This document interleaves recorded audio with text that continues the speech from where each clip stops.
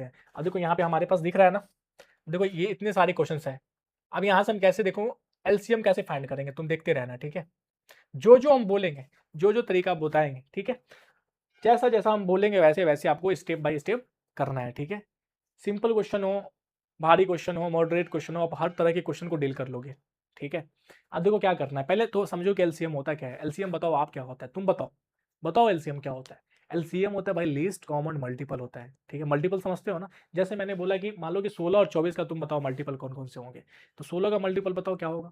16 का जो भी पहाड़ा में है, जो भी 16 से डिविजिबल है वो सभी 16 के मल्टीपल है। जैसे 16 का मल्टीपल 16 हो गया, 32 हो गया, 48 हो गया, 64 हो गया, ठीक है। और आगे आगे अगर जाओगे तो 112 हो गया, 128 हो गया, 144 हो गया, नहीं 192 हो गया। तो ये सभी 16 से डिविजिबल है, ठीक है। तो इसीलिए सभी जो होंगे 16 के क्या होंगे, मल्टीपल होंगे। उसी तरह 24 के मल्टीपल 24 होगा, 72 होगा, नहीं फिर 48 होगा, 96 होगा, है ना, 144 होगा, 216 होगा। जो भी संख्या 16 24 से डिविजिबल होगा वो सभी क्या होंगे, 24 के मल्टीपल होंगे।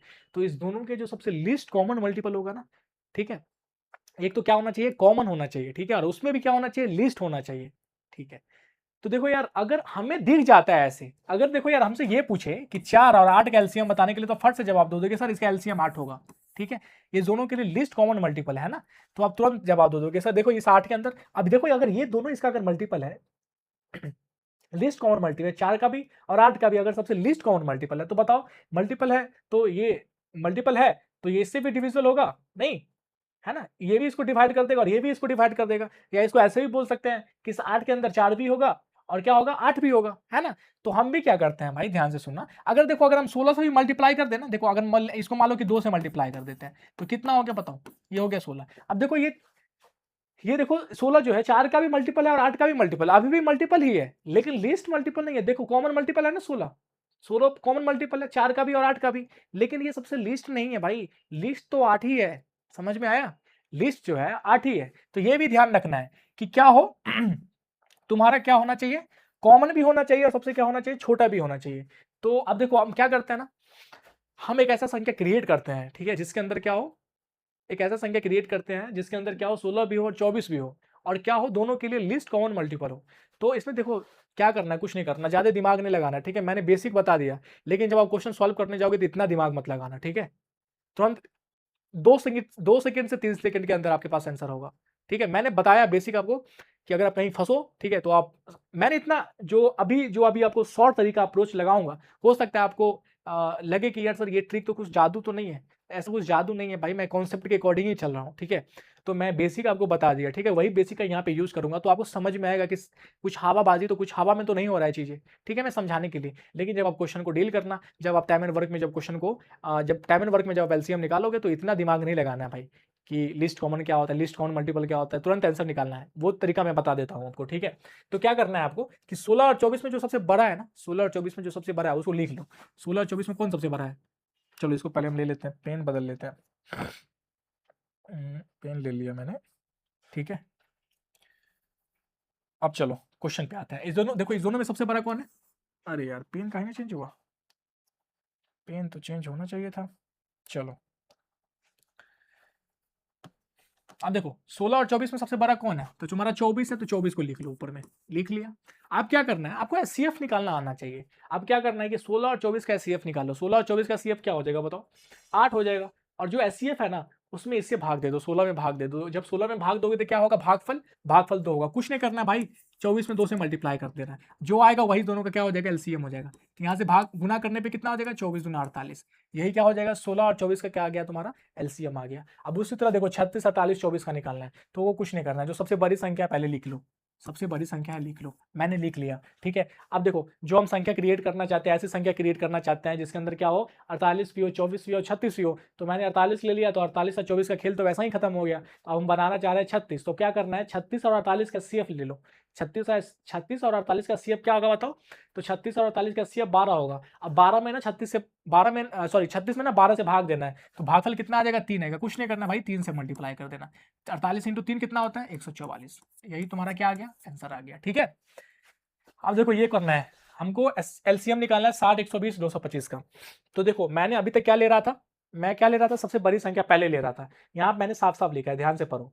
लिखा है या तो सबसे बड़ी संख्या को सबसे पहले लो या ऐसी संख्या को लो जिसका एक फैक्टर पहले से मौजूद हो। ठीक है, ऐसी संख्या लेना है जिसका फैक्टर एक पहले से क्या हो, वहां मौजूद हो। तो देखो 120 का एक फैक्टर यहाँ पे 60 पहले से मौजूद है, तो हमको सबसे बड़ी, ये सबसे पहले जो लेना है वो संख्या क्या लेना है, 120 लेना है।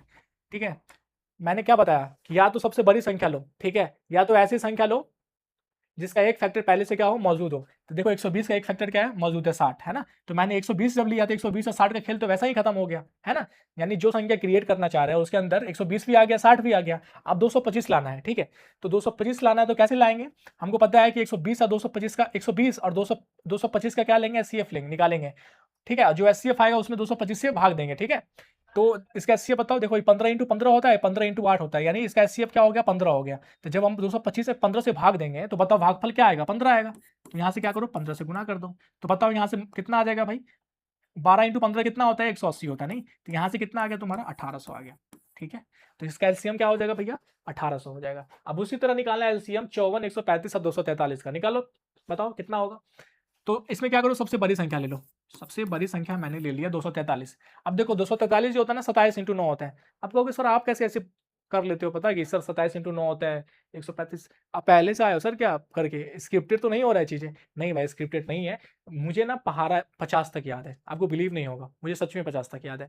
जब आप कभी मैं कैलकुलेशन पे वीडियो लेकर आऊंगा तो वहां पे देखना आप मेरा रफ्तार कितना ज्यादा है कैलकुलेशन को लेके। ठीक है, तो मैं नंबर देखते ही मैं बता सकता हूँ कि इसका कितने सारे पॉसिबिलिटी, नंबर ऑफ कितने सारे फैक्टर बन सकते हैं। ठीक है, तो देखो यहाँ पे 243 जो होता है ना, 27 इंटू 9 होता है। ठीक है, तो देखो ये होता है 27 इंटू तुम्हारा 5 होता है।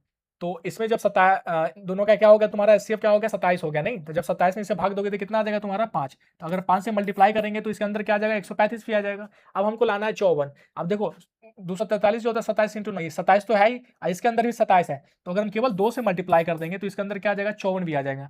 यानी जो संख्या हम तैयार करना चाह रहे थे वो संख्या तैयार हो गई, वो संख्या बन के तैयार हो गया है। यानी इस संख्या के अंदर 243 भी है, 135 भी है, 54 भी है, नहीं। अब चलो मल्टीप्लाई कर लेते हैं, 5 दूना 10 हुआ ना, 5 दूना 10। अब ये कितना हो जाएगा यहाँ से बताओ, ये हो जाएगा तुम्हारा 243, आएगा जीरो बैठा दो, 2430 हो जाएगा। ठीक है, 2430 हो गया।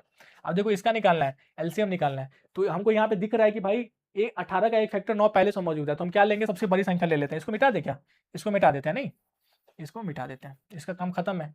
तो हम क्या करते हैं, यहाँ पे ले लेते हैं 18। मैंने 18 ले लिया। अब 18 ले लिया तो 18 9 का तो वैसे ही खत्म हो गया, नहीं।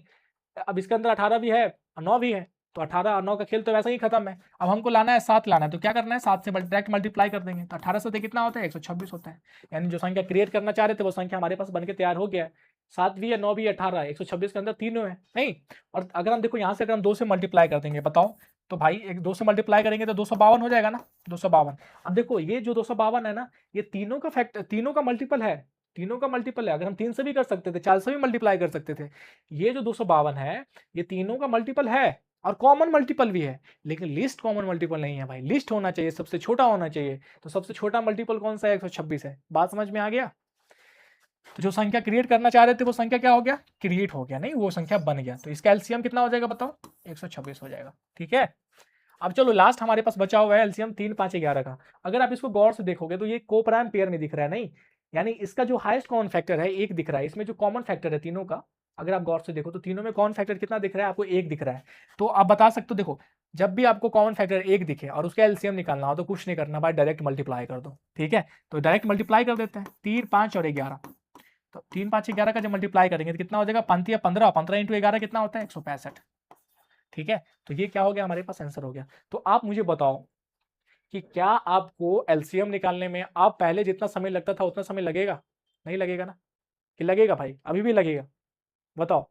अगर आपको लगता है कि अभी भी लगेगा तो कमेंट करना, मैं और बहुत सारे एग्जाम्पल के साथ में आऊंगा और आपको प्रैक्टिस करवाऊंगा। ठीक है, मेरा मोटो ही है कि मैं मैथ को ना ऐसा है इतना कर दूं, इतना कि कोई भी बच्चा ना, जिसको बच्चे बहुत लोग कहते हैं इसका आईक्यू कमजोर है, मैथ इसका वीक है, मैं सच बताऊं उसी बच्चे के लिए आया हूं। और मेरा मोटो है कि मैथ को मैं इतना कर दूं कि आज से 10 साल बाद भी कोई बच्चा ना मेरा वीडियो ऐसे ऐसे पलट के देखे ना, खोल के देखे, तो उसको चीज़ों आराम से समझ में आए, उसको मैथ पहाड़ जैसा ना लगे। मतलब मुझे समझ नहीं आता है टीचर लोग सच में इसको पहाड़ बना दिया है, जितना है नहीं भाई। ठीक है, मुझे लगता है एक टीचर को ना पहले से पूरी तरह से तैयार होकर आना चाहिए कि बच्चा को ऐसा क्या समझाएं, कौन सा एग्जाम्पल लेके समझाए कि बच्चा को एकदम क्लिक हो, समझ में आए।